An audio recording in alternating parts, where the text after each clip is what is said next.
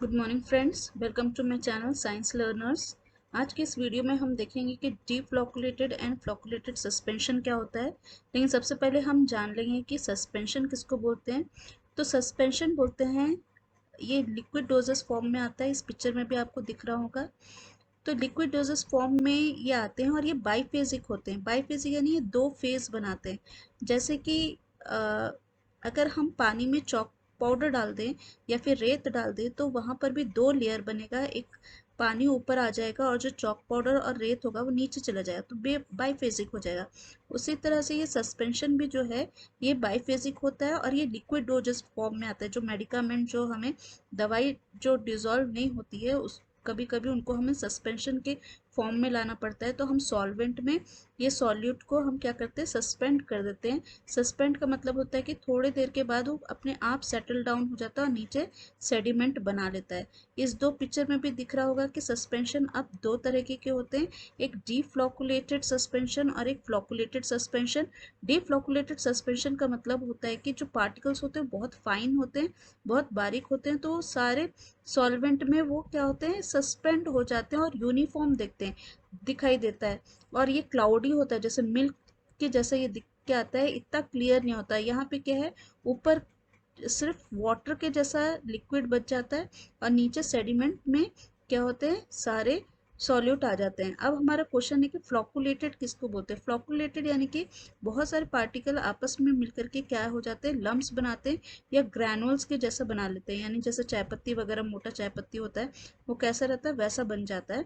और इसमें क्या होता है, इसमें नहीं बनता है, इसमें फाइन पार्टिकल ही इधर उधर सस्पेंड रहते हैं और वो अगर बैठते भी नीचे सेटल डाउन भी होते हैं तो बहुत देर के बाद, when compare to this flocculated.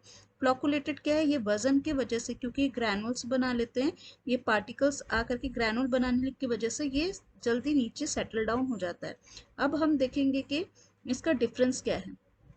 तो फर्स्ट जो है, particle as exist as a loose aggregate. Loose aggregate का मतलब होता है कि जो ग्रैनुल्स जो बन गए हैं, जो चायपत्ती के जैसा बन गया है, वो लूज रहता है। वो नीचे जाके जब बैठ जाते हैं तो हम जब उसको हिलाएंगे बॉटल को तो फिर से वो सस्पेंड हो जाएंगे इजिली। लेकिन यहाँ पे क्या होता है, हर एक पार्टिकल वो ग्रैनुल नहीं बनाने की वजह से, लम्स नहीं बनाने की वजह से, वो फाइन पार्टिकल में ही इधर उधर तैरते रहते हैं।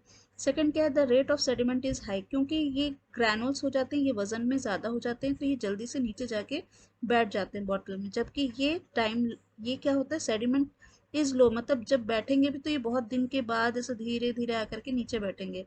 कंपैरिजन में ज़्यादा टाइम लेता है। नेक्स्ट थर्ड क्या है, सेडिमेंट इज लूजली पैक। जो नीचे जो सेडिमेंट होता है, जो वो लूजली पैक होता है। क्यों? क्योंकि उन पार्टिकल्स के बीच में, ग्रैनुल्स के बीच में क्या होता है, स्पेस ज़्यादा होता है, जिसको वाइड बोलते हैं। और यहाँ पे क्या होता है, सेडिमेंट इज टाइटली पैक्ड, क्योंकि वो फाइन पार्टिकल होते हैं। जब वो नीचे बैठते हैं तो वो आपस में क्या करते हैं, वो हार्ड केक बना लेते हैं, वो टाइटली पैक्ड हो जाते हैं, उसके बीच में कोई एयर स्पेस ज़्यादा नहीं रहता है इनके मुकाबले। नेक्स्ट जो फ्लॉकुलेटेड है, जो ग्रैनुल्स वाला है, जो चायपत्ती के जैसा दिखता है, उसमें क्या होता है, हार्ड केक नहीं बनता है। क्यों? क्योंकि वो ग्रैनुल्स रहते हैं, वो आपस में ज़्यादा बॉन्ड फॉर्म नहीं कर पाते और वो लूज होते हैं। और वो केक भी जो बनाएगा, जो नीचे बैठ भी जाएंगे, तो वो क्या होंगे, वो हार्ड नहीं होगा।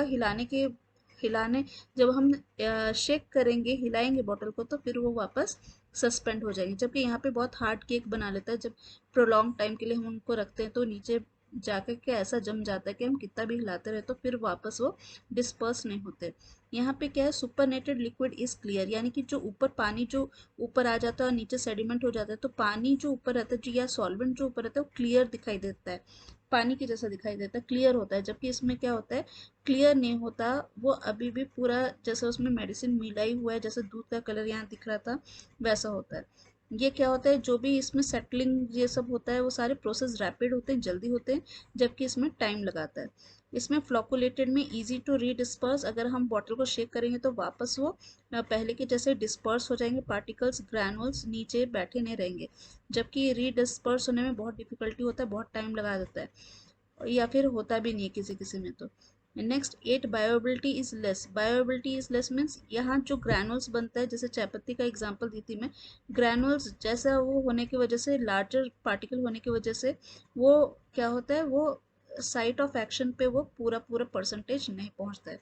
जबकि यहाँ पे बायोबिलिटी अच्छा होता है, यहाँ पे फाइन पार्टिकल होते हैं, पूरा एब्जॉर्ब होता है, और साइट ऑफ एक्शन पे ज़्यादा परसेंटेज ऑफ मेडिसिन पहुंचता है इसके मुकाबले। नाइन्थ है कि स्टेबिलिटी इज मोर, क्योंकि ये फ्लॉकुलेटेड होते हैं, ग्रैनुल्स होते हैं, सेटल डाउन हो जाते हैं, तो ये उनके मुकाबले ये स्टेबिलिटी में ये ज़्यादा दिन तक, एक्सपायरी डेट वगैरह ये ज़्यादा दिन तक हम इसको रख सकते हैं। हाँ, ये क्या है, स्टेबिलिटी इज लेस, इसमें डिफ्लॉकुलेटेड में स्टेबिलिटी कम हो जाती है। इसमें लास्ट क्या है, ओवरऑल देखा जाए तो फार्मेसी में क्या है, ये फ्लॉकुलेटेड सस्पेंशन को बेहतर माना जाता है कंपैरिजन टू ये डिफ्लॉकुलेटेड का। सो इसके साथ ही ये वीडियो वो होता है, ओवर होता है। और अगर आपको इस वीडियो से प्लीज़ अगर थोड़ी बहुत भी आपको हेल्प मिल रहा है तो प्लीज़ आप इसको प्रेफर करें, इसके नोट्स बनाएं। अब आपके एग्ज़ाम नज़दीक हैं, और please best of luck for the coming exam. Thank you.